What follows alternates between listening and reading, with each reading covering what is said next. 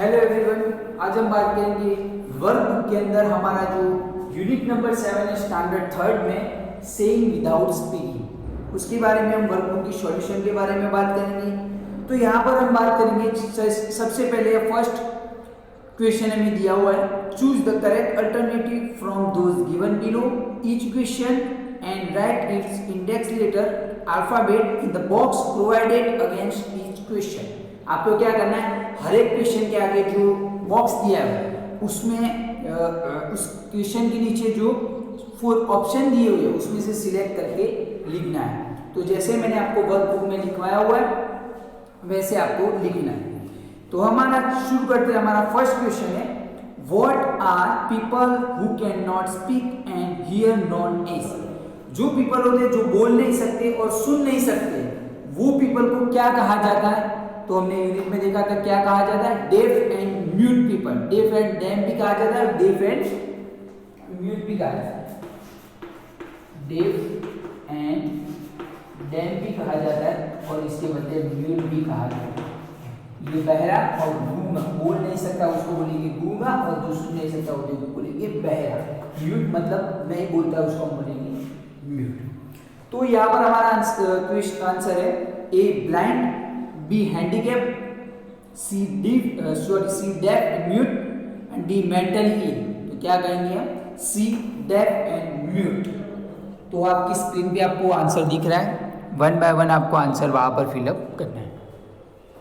उसके बाद सेकंड में भी दिया हुआ है, how do people who can not talk communicate. जो पीपल जो पीपल बात नहीं कर सकते वो दूसरों से कैसे कम्युनिकेट करते हैं, मतलब बातचीत करते हैं। वो बोल नहीं तो सकते तो बातचीत कैसे करते हैं? तो कैसे करते हैं, हमने देखा था कि जो सुन नहीं सकते और जो बोल नहीं सकते वो लोग इशारों से, हाथ के इशारों से मतलब गेस्चर से बात करते हैं। तो वो कैसे बात करते हैं? तो यहाँ पर हमारा आपका ऑप्शन है ए विथ अदर्स हेल्प, दूसरों की हेल्प की मदद से, बी विथ गेस्चर्स मतलब गेस्चर से, हाथ के इशारों से, तो सी बाय राइटिंग, राइटिंग से, और विथ अ मशीन, मशीन से। तो कैसे करते हैं? विद द गेस्चर्स मतलब हाथ के इशारों से बात करते हैं। तो सेकंड में हमारा आंसर आएगा बी। उसके बाद थर्ड में भी दिया हुआ है, how does a 4 months old infant communicate. जो 4 month का बच्चा होता है वो दूसरों से बातचीत कैसे करता है? तो वो क्या करता है, सिर्फ रोता है और हंसता है, और फिर हमें पता चलता है कि अगर रोता है तो उसको भूख लगी हुई है, और वो हंसता है तो वो बहुत खुश है, वो हम वैसे अंदाजा लगा सकते हैं। तो यहाँ पर हमारा क्वेश्चन है आंसर है बी बाय स्पीकिंग, बोल के, फिर थ्रू इट्स मदर, उसकी मदर के द्वारा, या फिर C by extending its hand, hand के द्वारा, या फिर B by laughing and crying, रोता हुआ या फिर हंस के वो पता चल जाता है, कम्युनिकेट बात करता है। तो वो कैसे करता है? तो डी हमारा आंसर रहेगा बाय लाफिंग एंड क्राइंग। उसके बाद हमें 4th नंबर पे दिया हुआ है, आप देखो, if your toy breaks while playing. अगर आप अपना जो खिलौना है उसके साथ खेल रहे हो, टॉय मतलब खिलौना, उसके साथ खेल रहे हो और अगर वो टूट जाए, खेलते टाइम टूट जाए, what type of expression will be there on your face. आपके फेस पे कौन सा एक्सप्रेशन आएगा? तो जब हमारी पसंदीदा चीज अगर टूट जाती है तो हमारे फेस पे सैड मतलब उदासी आ जाती है, हम ना खुश रहते। तो यहाँ पर हैप्पी एक्सप्रेशन मतलब खुशी वाला एक्सप्रेशन, सैड एक्सप्रेशन, फिर सी में दिया हुआ सरप्राइज एक्सप्रेशन, फिर डी में अ लाफिंग एक्सप्रेशन। तो हैप्पी एक्सप्रेशन तब आता है जब हम कोई चीज, हमारी पसंदीदा चीज हमें मिल गई हो, तब हमें हैप्पी मतलब खुशी वाला एक्सप्रेशन आता है। उसके बाद यह सैड एक्सप्रेशन, दुखी एक्सप्रेशन, यानी कि अगर हमारी चीज कोई पसंदीदा चीज खो गई है, टूट गई, तो हम बहुत दुखी होते हैं। उसके बाद है सरप्राइज एक्सप्रेशन। सरप्राइज एक्सप्रेशन मतलब वो कैसे होता है, जैसे हमें कुछ पता ही ना हो और फिर कुछ हमें सरप्राइज दे, जैसे कि बर्थडे गिफ्ट हमें कोई देता है सरप्राइज में बर्थडे गिफ्ट, तो वो भी सरप्राइज एक्सप्रेशन है। उसके बाद है लाफिंग एक्सप्रेशन मतलब हंसता हुआ एक्सप्रेशन। अगर कोई किसी ने जॉब किया, फिर हमें कोई बात अच्छी लगी तो जोर जोर से हंसने लगते हैं, वो लाफिंग एक्सप्रेशन है। तो यहाँ पर है कि फोर्थ में हमारा आंसर आएगा बी, सेड, अ सेड एक्सप्रेशन। उसके बाद फिफ्थ नंबर पे भी दिया हुआ है, देखो आप, by looking at which part of the body can we know whether a person is happy or sad. तो हमें यहां पर पूछा है कि by looking at which part of the body, हमारी बॉडी में से ऐसा कौन सा पार्ट है जिसको हम देख के बता सकते हैं कि जो इंसान है वो खुश है या फिर उदास है या फिर दुखी है। तो हम कैसे बता सकते हैं, कौन सा फेस देख, मतलब कौन सा बॉडी का पार्ट देख के, तो जैसे कि हैंड देख के तो हमें पता चलता नहीं है, आइज देख के भी पता नहीं चलता है, बट थोड़ा बहुत आइज देख के भी पता चलता है।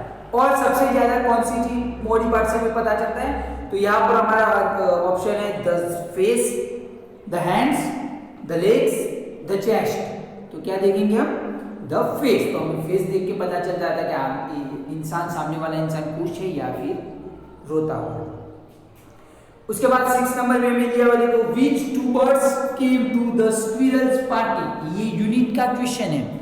हमने यूनिट में देखा था कि जैसे स्क्विरल की पार्टी नहीं थी, बट जो स्क्विरल थी वो खाना पका रही थी और फिर उसके लगा कि जैसे खाना पक रहा है, अब थोड़ी देर में पकने ही वाला है, तब तक मैं नहा के आ जाऊं।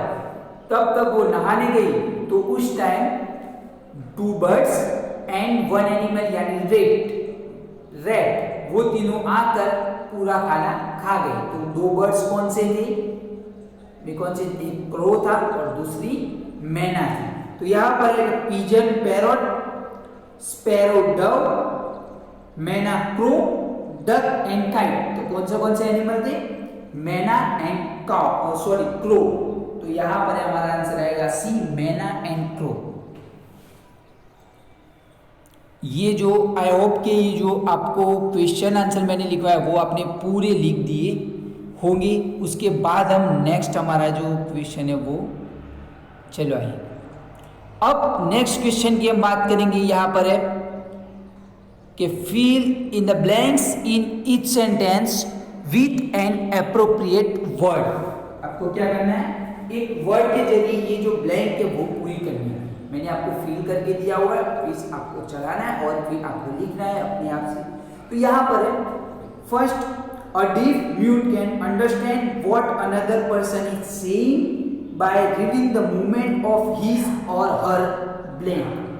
तो जो deaf mute है, जो बहरे हैं और बोल नहीं सकते, गूंगे बहरे लोग हैं, अगर उसको समझना है, उनको समझना है कि सामने वाला इंसान क्या कर रहा है, तो वो कौन सी मूवमेंट से पता चल जाता है कि सामने वाले, कौन सी मूवमेंट से वो समझते हैं कि सामने वाला इंसान क्या कर रहा है। तो कौन सी मूवमेंट से, तो जो उनकी लिप की मूवमेंट है, हमने यूनिट में देखा था कि जो लिप की मूवमेंट है उनकी हलन चलन से वो पता चल जाता है, उनको पता चल जाता है कि सामने वाला इंसान क्या कहता है। तो फर्स्ट में हमारा आंसर आएगा लिप्स, जो हमारे होठों की मूवमेंट से पता चल जाता है।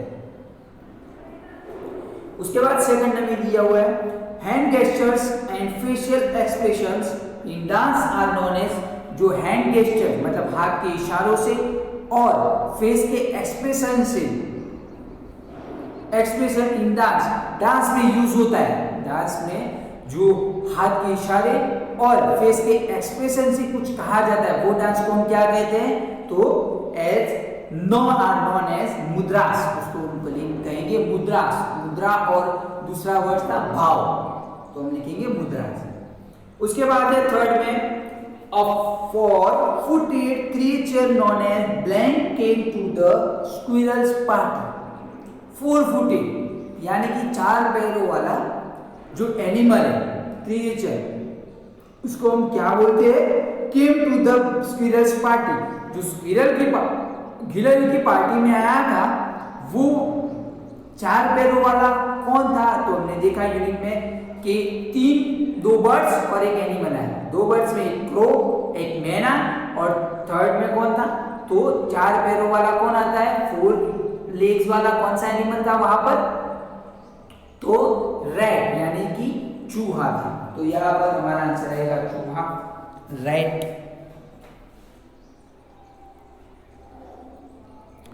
अब उसके बाद देखो 4th 5th एंड सिक्स्थ में क्या दिया हुआ है आप रीड करो। देखो फोर्थ में भी दिया हुआ है, if a child has done any mischief it can easily be made out due to the expression on his or her. अगर कोई लड़का है लड़की, अगर कोई वो मिस्टेक करती है, कोई मिस्टेक करती है, तब कैसे पता चल जाता है कि जैसे उसके कुछ ना कुछ बॉडी पार्ट्स के ऊपर से हमें पता चल जाता है कि वो इंसान ने ये मिस्टेक की हुई है, ये गर्ल या फिर ये बॉय ने ये मिस्टेक की हुई है। जैसे कि आप घर के अंदर कोई चीज तोड़ देते हो या फिर टूट जाती है आपके आप से, और फिर आप ऐसे एक्सप्रेशन बना देते हो कि जैसे आपकी मॉम आए और तुरंत उनको पता चल जाता है कि तुमने कुछ गलती की हुई। तो कैसे देख के? वो अपना फेस देखती। तो यहां पर हमारा आंसर आएगा फेस।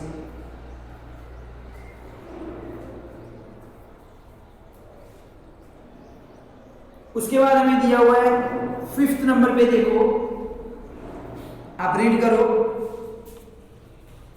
अ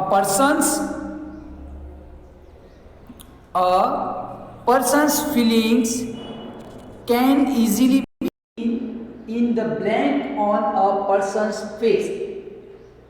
तो यहां पर हमें दिया हुआ है person's feeling can easily be seen in the blank person's face. जो पर्सन की कुछ फीलिंग होती है वो उसके फेस के कौन से हिस्से में दिखाई देती है?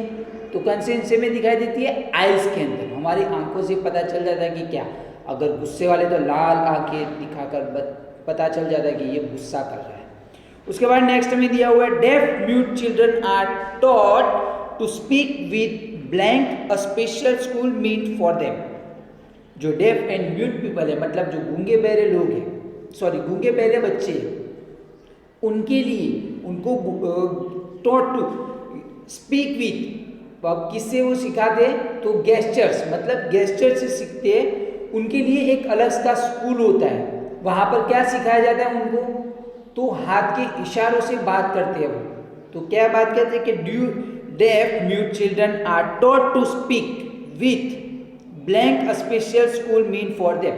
तो उनको बोलना किस तरह से सिखाया जाता है? जो अलग स्कूल होती है उनकी, वहां पर उनको बोलना किस तरह से सिखाया जाता है? तो गेस्चर्स यानी कि हाथ के इशारों से वहां पर उनको सिखाया जाता है कि इस तरह हमें आपको बोलना है।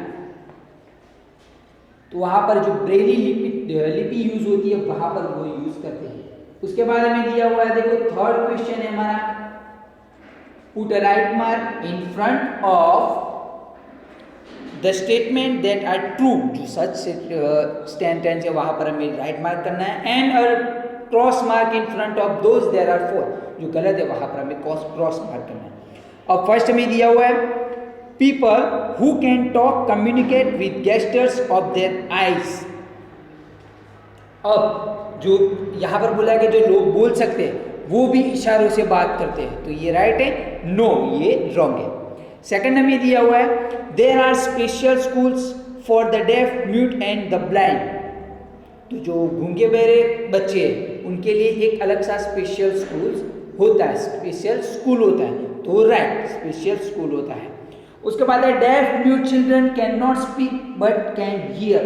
जो डेफ म्यूट चिल्ड्रन होते हैं, बच्चे होते हैं, वो बोल नहीं सकते, बट यहाँ पर वो सुन सकते हैं। नहीं, डेफ मतलब सुन नहीं सकते और म्यूट मतलब बोल नहीं सकते। तो जो बोल भी नहीं सकते और सुन भी नहीं सकते, तो यहाँ पर हमारा स्टेटमेंट है रॉन्ग, क्योंकि ये तो स्टेटमेंट ये कह रहा है कि वो बोल तो सकते हैं पर वो बोल नहीं सकते पर सुन तो सकते हैं, तो ये स्टेटमेंट रॉन्ग है। उसके बाद हमें दिया हुआ है facial expressions are the main aspect of dance. Aspect मतलब पहलू। तो जो फेशियल एक्सप्रेशन है वो डांस का पहला पहलू है कि फेशियल एक्सप्रेशन हमें डांस में दिखाना बहुत जरूरी है। तो वो राइट है, क्योंकि उससे हम पता चल जाता है कि इंसान हैप्पी या सैड है, वो उस डांस में पता चल जाता है। उसके बाद है फिफ्थ नंबर पे, अ 4 months old child talks loudly. जो 4 मंथ का बच्चा होता है, 4 मंथ का बच्चा होता है, वो बहुत जोर से चिल्ला के बता देता है कि उसको क्या चाहिए, वो सब ऐसे बता देता है। तो नो, वो रॉन्ग है, वो कुछ नहीं बोलता, सिर्फ रोता है और हंसता है। उसके बाद 6 नंबर पे भी दिया हुआ है, देखो आप 6 नंबर पे में दिया हुआ है weather a person is happy, अगर कोई इंसान खुश है, और sad can be known by his or her facial expression, अगर कोई इंसान खुश है या फिर उदास है तो उसके फेस के एक्सप्रेशन से ही हमें पता चल जाता है कि वो खुश है या फिर उदास है, तो ये राइट है, वैसे हमें पता चल जाता है। तो ये भी आप जो राइट रॉन्ग है वो भी अपने अंदर कर दो।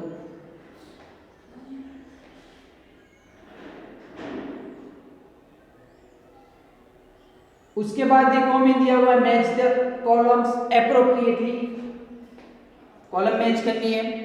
तो यहां पर हमें दिया हुआ है, देखो कॉलम ए में कुछ वर्ड दिए हुए जैसे कि ब्लाइंड किसको जो कहा जाता है, डेफ एंड म्यूट किसको कहा जाता है, मेंटली रिटार्डेड किसको कहा जाता है, और हैंडीकैप किसको कहा जाता है। और उसके सामने हमें कॉलम बी के अंदर आंसर है, वहां पर से ढूंढ के आंसर लिखना है। तो यहाँ पर फर्स्ट हमें एक ब्लाइंड, तो ब्लाइंड किसको कहा जाता है, तो जो देख नहीं सकता उसको हम बोलेंगे ब्लाइंड। तो हमारे कॉलम बी के अंदर सी में दिया हुआ है पर्सन हु कैन नॉट सी, जो देख नहीं सकता है उसको हम बोलेंगे ब्लाइंड। तो मैंने आपको नोटबुक के अंदर लिखने के लिए दिया था और करवाया था भी यहाँ पे यूनिट में कि जो ब्लाइंड होते हैं उसको क्या कहा जाता है, डेफ जो डेफ होते हैं उनको क्या कहा जाता है, जो बोल नहीं सकते उनको क्या कहा जाता है, जिसके हाथ पैर विकलांग है उसको क्या कहा जाता है, वो सब मैंने आपको वहां पर दिया था। तो मैंने आपको बताया था कि ब्लाइंड किसको कहा जाता है, जो डेफ सुन नहीं सकते उनको क्या कहा जाता है, जो बोल नहीं सकते उनको क्या कहा जाता है, वो सब मैंने आपको बुक में नोटबुक में लिखवाया। फिर भी यहाँ पर है ब्लाइंड, तो ब्लाइंड किसको कहा जाता है, जो देख नहीं सकता वहां पर उसको कहा जाता है। तो सी में दिया हुआ है पर्सन हु कैन नॉट सी। उसके बाद है डेफ म्यूट मतलब गूंगा बहरा, तो गूंगा बहरा किसको कहते हैं, तो ई ऑप्शन में दिया हुआ है person who can neither speak और हियर, ऐसा इंसान जो सुन भी नहीं सकता और बोल भी नहीं सकता उसको हम बोलेंगे डेफ एंड म्यूट। उसके बाद है मेंटली रिटार्डेड मतलब मानसिक तरह से कोई प्रॉब्लम में हो तो उसको क्या कहेंगे, तो यहाँ पर है मानसिक तरह से मतलब बौद्धिक क्षमता हो, यानी कि हमारे जो मेंटली प्रॉब्लम हो उसको, तो ऐसे इंसान को क्या कहते हैं, तो यहाँ पर है को कौन से इंसान को ऐसा कहते हैं, तो यहाँ पर है ए ऑप्शन में इंटेलेक्चुअल डिसेबिलिटी मतलब दिमाग के अंदर कोई ऐसी बौद्धिक क्षमता हो, बौद्धिक अक्षमता हो, तो इसको हम बोलेंगे मेंटली रिटार्डेड मतलब दिमाग के अंदर कुछ प्रॉब्लम हो ऐसे बोलेंगे हम मेंटली रिटार्डेड। उसके बाद हमें फोर्थ में दिया हुआ है हैंडीकैप। अब हैंडीकैप किसको कहा जाता है, तो हैंडीकैप्ड है हमारा ऐसे इंसान को जो हाथ या फिर पैर के अंदर प्रॉब्लम हो उसको हम बोलेंगे हैंडीकैप। जैसे कि हमने देखा होगा कोई पहले से ही ऐसा होता है जिसके पैरों में प्रॉब्लम ही होती है तो वो हैंडीकैप कहा जाता है।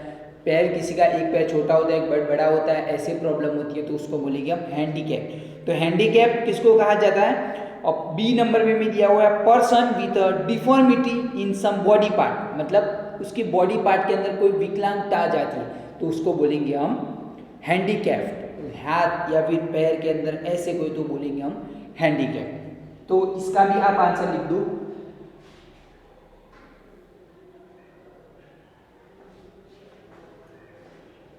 तो स्टूडेंट्स मैंने आज क्वेश्चन नंबर 4 तक करवाया। नेक्स्ट अगली वीडियो में हम क्वेश्चन नंबर 5 और जो आगे की क्वेश्चन है उसकी हम बात करेंगे। और आपको ये वर्कबुक के अंदर देख के आपको लिखना है कि जो मैंने आपको पढ़ाया वो सारा आपको ये वर्कबुक में देख के लिखना है। Thank you students.